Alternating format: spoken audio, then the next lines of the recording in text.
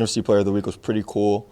Accomplishment this week, but just want to give a shout out. I know we talked about after the game, but just going back, watching the film and everything, truly was a team effort. Like there was a lot of plays that our defense, made, especially early in the game, to keep the offense in the game. Some efforts on my turnovers of guys, rushing down, knocking a guy out of bounds at the 1 yard line to keep it a 3-point possession instead of a 7-point possession. So tremendous effort by this team. Obviously, I'm excited to be here. I'm excited to come off a win, man, but we got a huge opponent, NFC opponent, coming to town this weekend, and so we're excited to get back to work and get locked in and focus and get ready for Sunday. So appreciate y'all. Will the playbook be any different this week? They expanded a lot, a little. What happens in your second week? Yeah, it will be a lot of, obviously, like each week there are changes based on, the game plan. We are playing a similar defense to last week from a scheme with Dennis Allen. The defensive coordinator from Atlanta came from New Orleans. So there will be some carryover, but a lot of differences as we are playing different people. And so for me, man, like my study habits have to stay the same as I'm taking a lot of information from things that are going into the game plan, but also trying to build upon the things that we did well on last week, and also at the end of the day give our offense as many opportunities to be able to spread it out and get the defense an ideal look. So I got to be on my P's and Q's for not only what we're doing, but also the looks that I'm going to get from a very experienced defense. And so, yeah, I'll be studying my butt off all week to get ready for Sunday. Josh, now that you've had like a couple of days to process everything, how surreal is it the fact that you just came in here last week, helped this team, and lead them to victory on Sunday? Yeah, it was pretty cool. It was pretty cool, just the nature of how it all happened. It was a really cool moment, as I shared after the game, just being in Atlanta and watching a lot of games at the old Georgia Dome. With Mike Vick and Matt Ryan leading the charge, and being out there on that field competing meant a lot, and especially get a win at home. So it was a very surreal moment, man. It's definitely something I'll remember for a long time. And I think it's really cool, like grabbing and harnessing that momentum as a team, just watching guys across the board. I know Coach O'Connell hinted at it in his presser throughout early in the week, but so many guys like stepped up, not only at the quarterback position. And so guys to be able to harness that momentum pushing forward will be great for our team. Josh, is your life different after that? I mean, I don't know how much, get an idea of the scale of what happened in the overall scheme of your life. I mean, as of now, it's pretty much the same. Still staying across the street, living out of a suitcase and everything. I did. My car made it from Arizona, so it's the first thing that's made it up here. So we'll piecemeal life outside of the building together. But yeah, it feels good, like in the complex. I thought it was really fun after the game when you win. Obviously, plane rides back home are very enjoyable. So just having the chance to informally meet teammates and coaches. And just, talk ball, but also just talk life off the field was really cool, just starting to get to know my teammates. So, but as of now, everything is pretty similar in life. I'm focused on the next opportunity. So as I said, each week there's storylines made, and, if you don't show up and play next week, then no one cares about last week. So I'm excited for the next opportunity to go out and compete. Josh, in the locker room after the game, you mentioned Grant Udinski and the time you spent with him. Mm-hmm. What was that time, and what did he provide you? Yeah, so Grant, he met with me right when I got to the complex on Wednesday. We started going over through just some base offensive terminology, like formations, like cadences, simple things. And then as the week progressed, we spent extra time outside of the structure of meetings, going through the game plan, different situations, third down, red zone. And then on Friday was really cool. We took the call sheet and went through every single play on it. And from there, I was able to get a comfort level of, what translated to things that I've been doing in the past, what I heard and, made no sense to me. And just be able to just communicate like, hey, like if you want to call this play, like this is the communication I need. It gave him a feel for the rest of the coaching staff, what I was comfortable with in the offense. And, at the end of the day, man, like the coaches pour a lot of time, first just into the structure of our days and to game planning and getting us prepared. So to have a guy then spend extra hours outside of that structure with me to prepare me for a hypothetical to play meant a lot. So, obviously, that work that we put in came to fruition. And, it's still keeping that same mindset, right? Like trying to uncover every single stone, doing basically a research project every single week to try to get up to speed on the offense and, generate some manufactured reps I would have missed from camp and OTAs and get on the same page with everyone to keep the offense rolling in the right direction. How about getting a shout out from NASA on Monday? I saw that. Yeah. NASA Glenn. I spent a lot of time with them in Cleveland. That's the research center that NASA has in Cleveland. And like last year, I'll go over there like every Monday or Tuesday just to try to learn something, hang out with them. So it was cool to get some love from my people at NASA.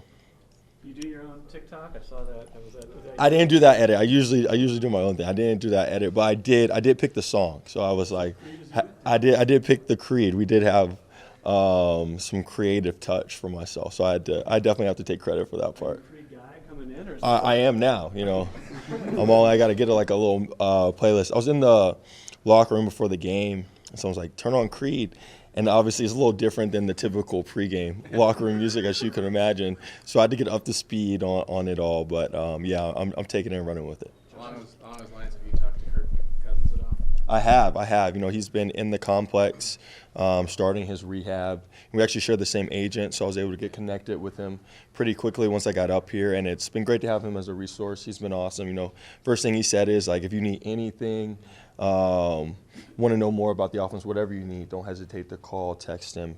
And he's been in our meetings. So just being able to bounce ideas off of him, ask him how he sees different plays that we're installing. It's been, awesome, and I'll continue to use him as a resource. So did you talk to him before the game or after the game? So he was in the complex before the game. So obviously he was spending a lot of time with Jaron before the game. And so I'd talked to him, but the focus was obviously on getting Jaron ready to play. And so I know him and Jaron were communicating, but I was just right behind him like a sponge trying to take in as much information as possible. Hey Josh, what's the purpose of the rugby ball? The rugby ball, oh yeah. A lot of people keep asking me that. I like to throw with the rugby ball before practice. It's just kind of like the baseball bat and the donut. It's a little heavier. A baseball bat, rugby ball is a little bigger than the typical football, a little slicker. And so then when you put a nice QB ball in your hand, it feels pretty good.